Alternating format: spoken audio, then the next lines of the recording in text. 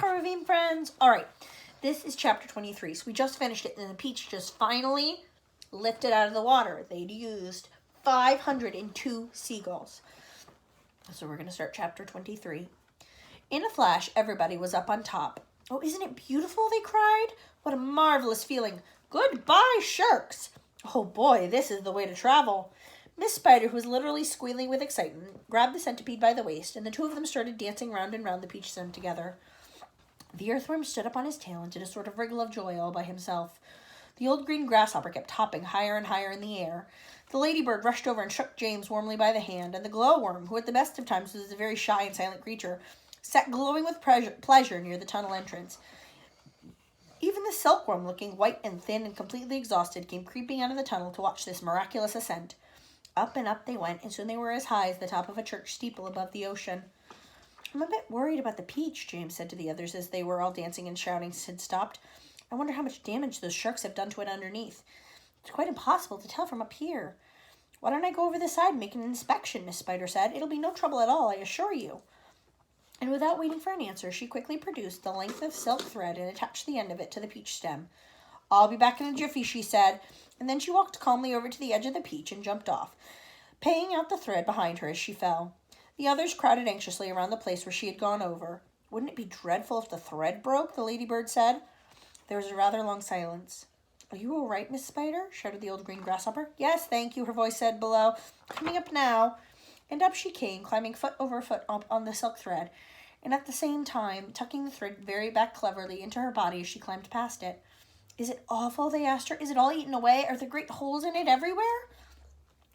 Miss Spider clambered back onto the deck with a pleased but also rather puzzled look on her face. You won't believe this, she said, but there's actually hardly any damage down there at all. The peach is almost untouched. There are just a few tiny pieces out of it here and there, but nothing more. You must be mistaken, James told her. Of course she's mistaken, the centipede said. I promise you I'm not, Miss Spider answered. But there were hundreds of sharks around us. They churned the water into a froth. We saw their great mouths opening and shutting. I don't care what you saw, Miss Spider answered. They certainly didn't do much damage to the peach. Then why did we start sinking? The centipede asked. Perhaps we didn't start sinking, the old green grasshopper suggested. Perhaps we were all so frightened that we simply imagined it. This, in point of fact, was closer to the truth than any of them knew. A shark, you see, has an extremely long, sharp nose, and its mouth is set very awkwardly underneath its face and a good long way back. This makes it more or less impossible for it to get its teeth into a vast, smooth, curving surface, such as the side of a peach. Even if the creature turns on to its back, it still can't do it, because the nose almost always gets in the way. If you have ever seen a small dog trying to get its teeth around an enormous ball, you will be able to imagine roughly how it was for the sharks and the peach. It must have been some kind of magic, the ladybird said. The holes have healed up by themselves. Oh, look, there's a ship below us, shouted James. Everybody rushed to the side and peered over. None of them had ever seen a ship before. It looks like a big one. It's got 3 funnels. You can even see the people on the decks. Let's wave to them. Do you think they can see us? Neither James nor any of the others knew it, but the ship was now actually passing beneath them. Was actually the Queen Mary sailing out of the English Channel on her way to America. And on the bridge of the Queen Mary, the astonished captain was standing with a group of his officers, and all of them gaping at the great round ball hovering overhead. I don't like it, the captain said. Nor do I, said the first officer. Do you think it's following us, said the second officer. I tell you I don't like it, muttered the captain. It could be dangerous, the first officer said. That's it, cried the captain. It's a secret weapon. Holy cat, send a message to the Queen at once. The costume must be warned, and give me my telescope. The first officer handed the telescope to the captain, and the captain put it to his eye. There's birds everywhere. The whole sky is teeming with birds. What in the world are they doing? And wait a second. There are people on it. I can see them moving. There's Do I have this darn thing focused right? It looks like a little boy in short trousers. Yes, I can distinctly see a little boy in short trousers standing up there. And there's a sort of giant ladybird. Now, just a minute, Captain, the first officer said. And a colossal green grasshopper. Captain, the first officer said sharply. Captain, please. And a mammoth spider. Oh, dear. He's been going crazy again, whispered the second officer. Call the ship's doctor, the first officer said. Our captain is not well. A moment later, the great round ball disappeared into a cloud, and the people on the ship never saw it again. So look, there's the captain looking at the peach. And hold on a second. Hold on. And here's the peach hovering in the sky. And see, there's not a bite taken out of it. It's still fully round and beautiful. Chapter 24. But up on the peach itself, everyone was happy and excited. I wonder where we'll finish up this time, the earthworm said. Who cares, they answered. Seagulls always go back to the land sooner or later. Up and up they went, high above the highest clouds, the peach swaying gently from side to side as it floated along. Wouldn't this be a perfect time for a little music, the ladybird answered. How about it, old grasshopper? With pleasure, dear lady, the old green grasshopper answered, bowing from the waist. Oh, hooray! He's going to play for us, they cried, and immediately the whole company sat themselves down in a circle around the old green musician, and the concert began. From the moment that the first note was struck, the audience became completely spellbound, and as for James, never had he heard such beautiful music as this. In the garden at home on summer evenings, he had listened many times to the sound of grasshoppers chirping in the grass, and he had always liked the noise that they had made. But this was a different kind of noise altogether. This was real music, chords, harmonies, tunes, and all the rest of it. And what a wonderful instrument the old green grasshopper was playing upon. It was like a violin. It was almost exactly as though he were playing upon a violin. The bow of the violin, the part that moved, was his back leg, and the strings of the violin, the part that made the sound, was the edge of his wing.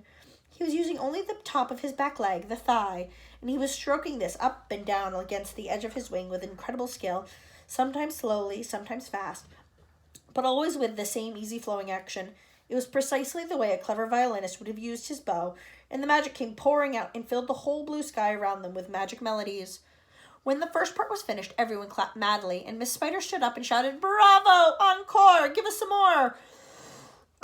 Did you like that, James? The old green grasshopper asked, smiling at the small boy.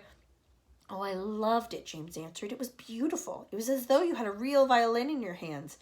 A real violin, the old green grasshopper cried. Good heavens, I like that, my dear boy. I am a real violin. It is part of my own body. But do all grasshoppers play their music on violins the same way as you do? James asked him. No, he answered, not at all. If you want to know, I happen to be a short-horned grasshopper. I have 2 short feelers coming out of the top of my head. Can you see them? There they are. They are quite short, aren't they? That's why they call me a shorthorn. And we shorthorns are the only ones who play our music in the violin style using a bow. My longhorned relatives, the ones who have long, curvy feelers coming out of the top of their heads, make their music simply by rubbing the edge of their 2 wings together. They are not violinists, they're wing rubbers. And a rather inferior noise these wing rubbers produce too, if I may say so. It sounds more like a banjo than a fiddle.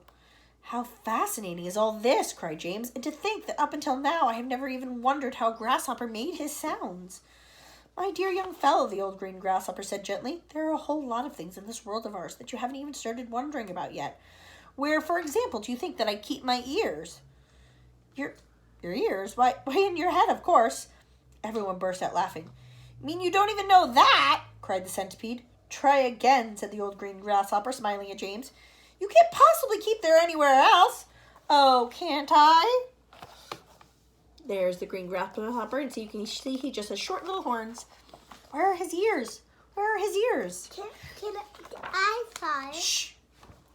Well, I give up. Where do you keep them? Right here, the old green grasshopper said, one on each side of my tummy.